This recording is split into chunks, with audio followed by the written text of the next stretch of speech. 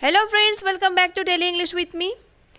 Guys, आज के lesson में भी हम कुछ ऐसे एडवांस्ड और फैंसी फ्रेजेस सीखेंगे जिनका यूज़ करके आप अपनी स्पोकन इंग्लिश को और भी ज़्यादा ब्रशअप कर सकते हो। तो वीडियो को इन तक ज़रूर देखिएगा ताकि आपसे आपके काम के एक भी फ्रेज मिस ना हो। So without wasting any more time, let's have look at them. हमारे फर्स्ट फ्रेज है इन अ फिक्स, और इसका मतलब होता है दुविधा में पड़ना, उलझन में पड़ना। For example, I couldn't decide whether to leave or stay. I was in a fix. It means मैं तय नहीं कर पा रहा था कि मैं वहाँ रुकूं या आ जाऊँ। मैं दुविधा में था। I couldn't decide whether to stay or leave. I was in a fix. Every now and again, और इसका मतलब होता है बीच बीच में आना। For example, she comes to see me every now and again. It means वो मुझे देखने के लिए, मिलने के लिए बीच बीच में आती है। She comes to see me every now and again. Next phrase is fair and square, और इसका मतलब होता है शुद्ध और उचित। मतलब किसी बात का, किसी काम का शुद्ध और उचित होना, फेयर एंड स्क्वेयर होना। For example, our actions should be fair and square. मतलब हमारा एक्शन शुद्ध और उचित होना चाहिए। Our actions should be fair and square. अगली फ्रेज है लाइट स्लीपर, और इसका मतलब होता है आसानी से जगने वाला व्यक्ति। ऐसे बहुत से लोग होते हैं जिनकी नींद बहुत हल्की होती है, मतलब जरा जरा सी आवाज़ पर उनकी नींद खुल जाती है, वो जग जाते हैं। तो ऐसे लोगों को इंग्लिश में लाइट स्लीपर बोला जाता है। Papa is a light sleeper and even a single sound can wake him up. It means papa light sleeper है और उनकी नींद जरा सी आवाज़ से भी खुल सकती है, वो जग सकते हैं। Papa is a light sleeper and even a single sound can wake him up.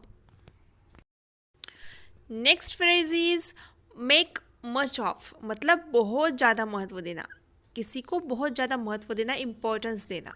जैसे कि every mother makes much of her children, मतलब हर माँ अपने बच्चों को बहुत महत्व देती है, बच्चे माँ के लिए सब कुछ होते हैं।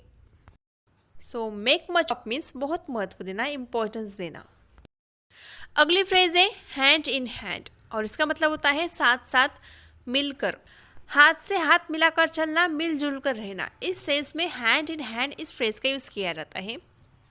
For example, they always walked hand in hand. It means वो हमेशा हाथ से हाथ मिलाकर चलते थे, मिलजुल कर रहते थे। अगली फ्रेज है हमारी रियली एंड ट्रूली, और इसका मतलब होता है निश्चित रूप से। Really and truly I'll do your work, मतलब निश्चित रूप से मैं आपका काम कर दूंगी। फिर बोलना हो कि निश्चित रूप से मैं आपका काम करवा दूंगी, तो आप बोल सकते हैं really and truly I'll get your work done. Really and truly I'll get your work done, मतलब निश्चित रूप से मैं आपका काम करवा दूंगी। अगली फ्रेज है ट्राई आउट, और इसका मतलब होता है चलाकर देखना। इट मीन्स गाइस, जब हम किसी चीज़ को शॉप पर खरीदने जाते हैं, चाहे वो फ्रिज हो या फिर टीवी हो, मोबाइल हो, हम उसे चलाकर देखते हैं ना कि वो ठीक से काम कर रहा है, चल रहा है कि नहीं। तो उस सिचुएशन में हम ट्राई आउट इस फ्रेज का यूज़ कर सकते हैं। जैसे कि you should try out this mobile before finally purchase it. It means आपको इस मोबाइल को खरीदने से पहले इसे शुरू करना चाहिए, आजमाना चाहिए। You should try out this mobile before finally purchase it. अगली फ्रेज है मेक अ हैश, इसका मतलब होता है गड़बड़ घोटाला कर देना, सब कुछ खराब कर देना, बर्बाद कर देना।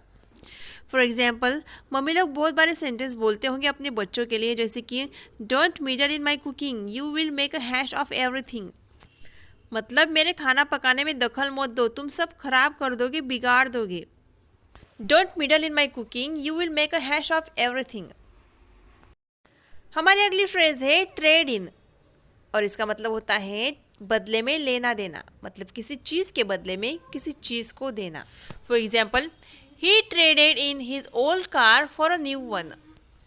इट मीन्स उसने पुराने कार के बदले में एक नई कार ली।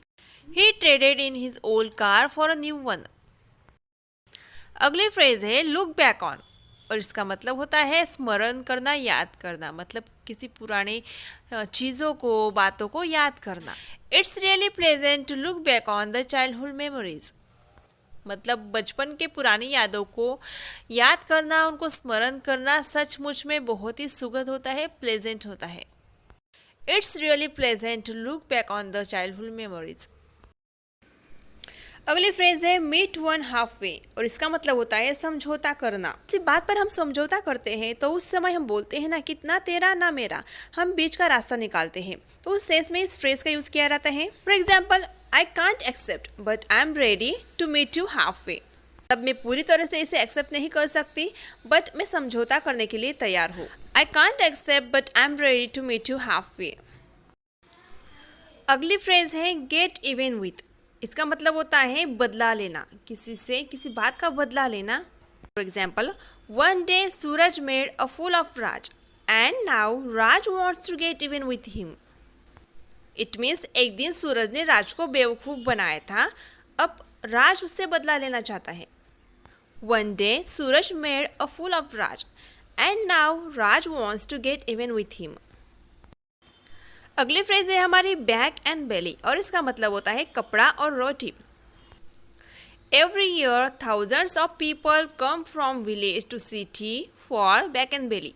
मतलब कपड़ा और रोटी के लिए हर साल हजारों लोग गांव से शहर आते हैं। Next phrase is think up, और इसका मतलब होता है सोचकर खोज निकालना। For example, I will have to think up a good excuse for the delay. इसका मतलब है देर क्यों हुई, इसका अच्छा सा एक एक्सक्यूज मुझे सोच समझकर ढूंढकर निकालना पड़ेगा। I will have to think up a good excuse for the delay. और फ्रेंड्स, आज की हमारी लास्ट फ्रेज है स्टे अप, और इसका मतलब होता है रुके रहना। For example, I had to finish with some work last night so I stayed up till 1 o'clock। और इसका मतलब है मुझे लास्ट नाइट मेरा कुछ काम पूरा करना था, इसलिए मुझे 1 बजे तक रुके रहना पड़ा। I had to finish with some work last night so I stayed up till 1 o'clock। Guys, आपकी प्रैक्टिस के लिए आप ट्राई आउट इस फ्रेज से एक सेंटेंस को बना के कॉमेंट बॉक्स में ज़रूर लिखिएगा। ट्राई आउट का मतलब होता है चला कर देखना, शुरू करके देखना। गाइस, आज के लेसन में बस इतना ही। आई होप आज का ये लेसन आपको ज़रूर पसंद आया होगा। अगर हाँ तो प्लीज़ वीडियो को लाइक ज़रूर करके जाइएगा।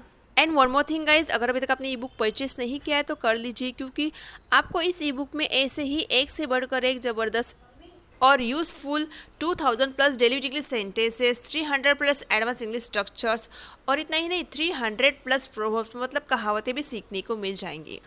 इतना सारा कंटेंट आपको एक ही बुक में पढ़ने को मिलेगा। नहीं, आपको इस ई बुक के परचेस पर मेरा अगला अपडेटेड ई बुक बिल्कुल फ्री ऑफ कॉस्ट ईमेल के द्वारा प्रोवाइड किया जाएगा।